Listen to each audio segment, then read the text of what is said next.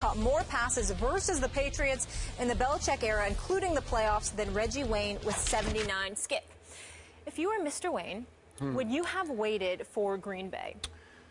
Molly, Stephen A., I would have. And I was very surprised that Reggie Wayne didn't wait at least a day just to let this play out. Just one more day. Now, you know and I know, maybe Belichick put the fear of Belichick in Reggie Wayne and just said, my way or the highway, pal. It's now or never. I don't know. But remember, Reggie Wayne and Aaron Rodgers share an agent in David Dunn. So I'm just guessing that there was some communication going on there. I'm guessing that Aaron Rodgers would have wanted Reggie Wayne. Who wouldn't want Reggie Wayne? Even at age 36, he's just such a good locker room presence. He's so smart. He's so stable, high character, good man, runs great routes. Who wouldn't want that as a quasi-replacement, even at age 36, for Jordy Nelson? So why wouldn't you just wait a day to see how Ted Thompson played this? Now, remember, Ted Thompson's reputation is he does not like to go outside and bring in free agents in desperate situations. He likes to build from within and stay the course with his draft picks. And I get that, and I respect the heck out of it. He did it once, you might remember, at running back in 2012 in August when they had a spate of injuries at running back, and he tried Cedric Benson. They went outside and brought in Cedric Benson. Didn't work out. They brought in Julius Peppers as an out-of-character free agent, and it really worked out. So would they have gone for Reggie Wayne? I don't know. My guess would have been yes. So if you're Reggie Wayne, would you rather play with Aaron Rodgers or with Tom Brady? Well, I know what I'd do there. I would rather play with Tom Brady. I just like the way he operates the offense better, throws a little more, to my eye, catchable ball. Maybe Reggie Wayne looked at the spate of injuries that the Patriots have suffered at receiver of late, which are many. Brandon LaFell's on the PUP list. Edelman's got some unknown lower leg injury. That kid they brought in, Brandon Gibson, the free agent signee, tore up his knee. He's gone for the year. I could go on and on. Dobson's out. Timms is out. So there's an opening there for some, some veteran presence to step in and maybe have a pretty good year with Tom Brady. But still, because of the agent connection and the bad man that is Aaron Rodgers, I was surprised he wouldn't wait one day just to let this thing play out and maybe compare and contrast two offers instead of just one from Belichick. I respectfully disagree with you. I wasn't surprised at all. As a matter of fact, I anticipated that he'd make this decision, and I am unequivocally convinced that he made the right decision. Here's why. Whether it's this kid Abderrahmane out of Wisconsin that you talked about yesterday, you got Randall Cobb, you got Devontae Adams, you've got this kid, what's his name here, Ty Montgomery's a possibility, Jeff Janis is a possibility, guys like that. They seem to be loaded at the position in terms of guys that they would want to give a chance to be inserted in the aftermath of Jordy Nelson's departure. And they're going to give guys that have familiarized themselves with the system, that have been around, quite a long time, or could do some things.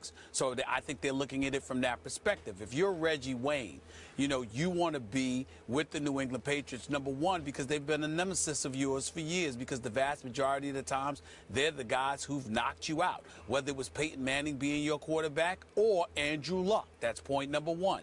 Point number two, you are 36 years of age. Point number three, 3 of the last 4 seasons, you haven't had a 1,000-yard season. So there's some dissipation that has taken place there. Yes, you still can run routes. Yes, you still have speed. Yes, you still have tremendous ability. You're a great, great guy. You're a consummate professional. You deserve to still be in this league. There is no question about that. But you might be looking at your own humanity, wondering about just Father Time knocking away at you and losing Jordy Nelson, and people looking for somebody to come in and replace that is something that Reggie Wayne may be ill-equipped to live up to. Whereas in New England, you have a bevy of dudes. You've got a Rob Gronkowski. You've got the Amendolas and the Edelmans and what have you. And with Gronkowski there, basically suffocating the middle of the field because he's going to draw all the attention, it gives you room at the wideout spot to really do damage that you may not necessarily have in Green Bay because the tight end spot is their weakest position. That's their Achilles heel on the offensive side of the ball. So I think if you look at all of those things, it is clear that Reggie Wayne made the right decision not to also add the familiarity with AFC competition. Can't ignore that either. Okay, but now we're back to Aaron Rodgers or Tom Brady. If you're Reggie Wayne, which quarterback would you rather play with? Tom Brady. Because that's the one I'm used to going up against that's repeatedly beat me.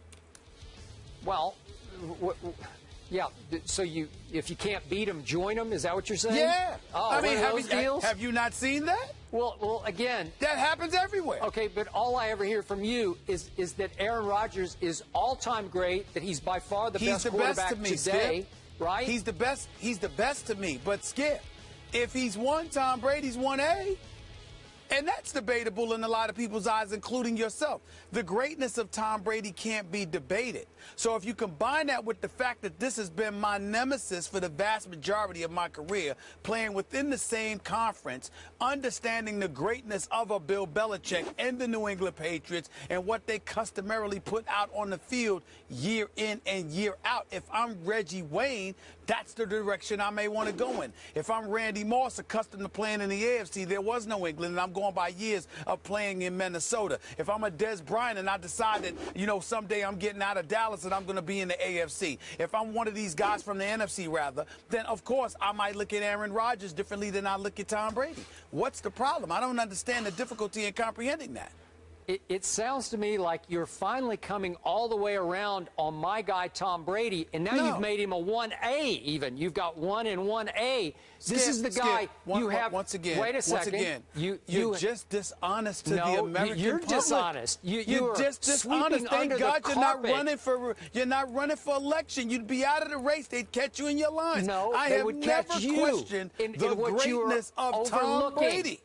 I've never questioned the greatness of Tom Brady. I just said he ain't Aaron Rodgers. Wait a second. And I stand by that. Can I quote you on he tap dances more than the late, great Gregory Hines? So does Peyton Manning. That doesn't mean they're not great. That just means they tap dance very well. That's all. Oh, so you're talking about off the field. He actually can tap dance. Is that what you're talking about? No. I'm talking about in the pocket. Thank you. Well, you got to remember, Aaron Rodgers doesn't have to tap dance because he actually has the ability to run and scramble. Tom Brady doesn't do that. Peyton Manning doesn't do that. Okay. So they got to tap dance in the pocket.